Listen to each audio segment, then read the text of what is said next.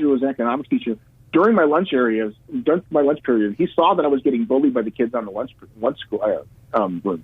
So he would let me come and eat in his classroom and just play on the computer for my whole lunch period. And just having that little bit of safe period where he's like, yeah, you're okay, you're smart. You don't even have to do your homework right now. You can just do your lunch. And that one-on-one time. It was a little bit of respect, gave me that little bit of acknowledgement. And if there was a way to give kids that, I think that there has to be some kind of middle ground. Because one of the problems that counselors, I've spoken to a lot of school counselors, one of the problems they have is that when they see a kid that's right on that edge, that they want to go to try to help, either their policies mandate that they can't reach in because a certain threshold hasn't been reached, or a certain threshold has been reached on this other area, unconnected from the problem at hand, that will completely disrupt this kid's life if they touch it. There's a stigma, though. That's a point of the show, too. But there's totally a lot of therapists that would talk to somebody that was in that frame of mind without sending them or Baker acting or incarcerating or any of that. If somebody's thinking about suicidal ideation or homicidal ideation, but they're not intent or lethality or the fatality level isn't high.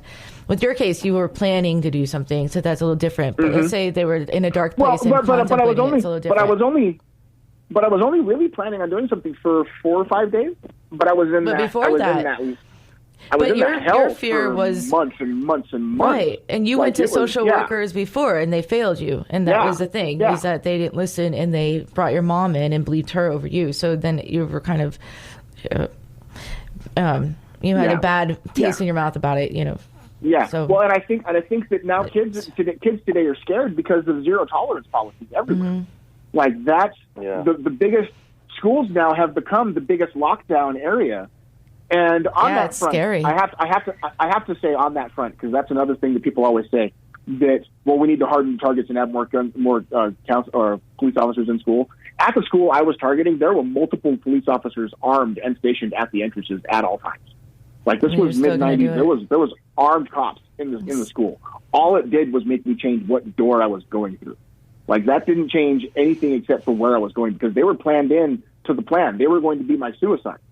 So that was when people talk about hardening a target, you have to look at it from a different perspective, because the target that you can reduce the doors, get down to one door, and then the guy's going to sit outside with the door. You're like, what are you really hardening? Like the Parkman guy who pulled the fire alarm. Band-Aid.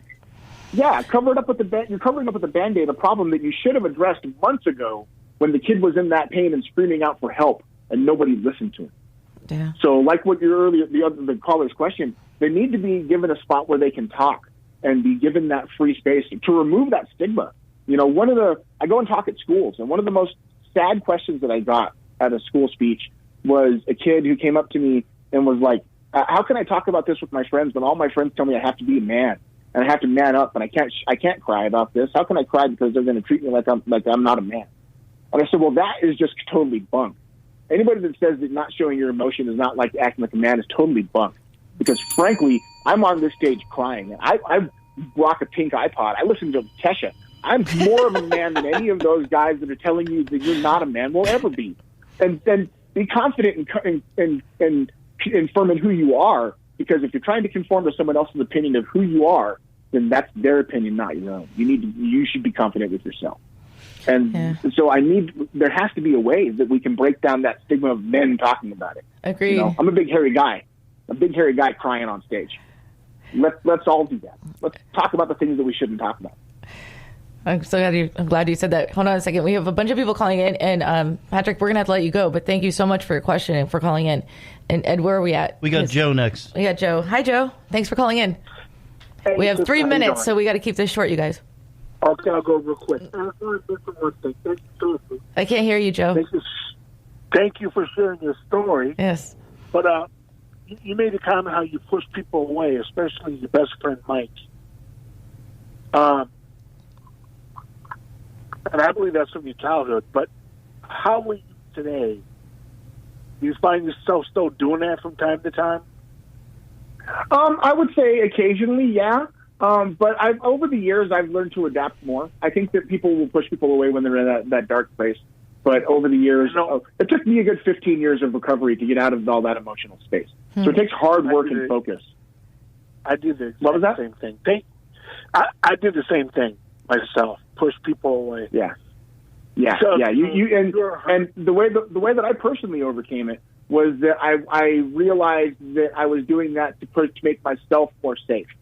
That if I let them in and let them come at me and let them approach me, then that will actually make me stronger because I'll be able to touch the things that make me afraid. And the more you learn about the things that make you afraid, the less they're going to make you afraid. So true. All right, thank you, sir. Thanks so much, Joe. Thanks for calling in. Thank you so much for everything. Do we have any more? No. Okay. But this is great, isn't it, Ed? Like, to be able to talk about these kind of topics, especially it's like, it brings me back. I mean, I got bullied a little in high school, and I kind of dealt with it a little differently. I found out that bullies run in packs, so I got the biggest one alone. And, I practiced on a couple of things, and I just decked him one time, dropped, took a beating, and, hey, he had to walk around school with a dotted eye for about a week and a half, so he had to explain where he got it from. And while I do agree that and because I've seen that many times, and I've done that in a couple of schools. I was the bigger one when the bully, especially when I got near that end point when I was getting more violent. But in my opinion now, being a father of 4 kids, that just perpetuates the cycle. I teach my kids that if someone's coming at you and flailing their fists, it's because they want to hit themselves and not you. True. I mean, people project their own misery onto others. People want to fight. People want to do things. When you hate yourself, you want to make sure everybody knows that's the truth. We could probably do 2 hours of this show. I mean, it's unfortunately coming to its end, and we're at the end. I'd be more than glad to do another episode. Anytime. We will. I will take you up on that. And we will be back with Moments of Clarity every Thursday and Friday. Every Thursday and Friday, 12 to 1. Aaron Stark, thank you so much for being on the show and sharing your story. It's being so transparent. It's going to help us change the world, and I believe that. Thank you so much. And thanks, Ed, everybody. For all your work. Come find me on You Are Not Alone on Facebook. You Are Not Alone. AARONSTARK. Aaron Stark, and TED Talk on YouTube as well. It's phenomenal, and you've done so much. And keep up the good work, Aaron. And so nice to know you. And we'll be back. Thank you very much. I'm proud to know you too. Be kind to yourself and to a stranger. You never know what they're going through, and pay it forward. Take care. You get to define, find self-love. You're so alive.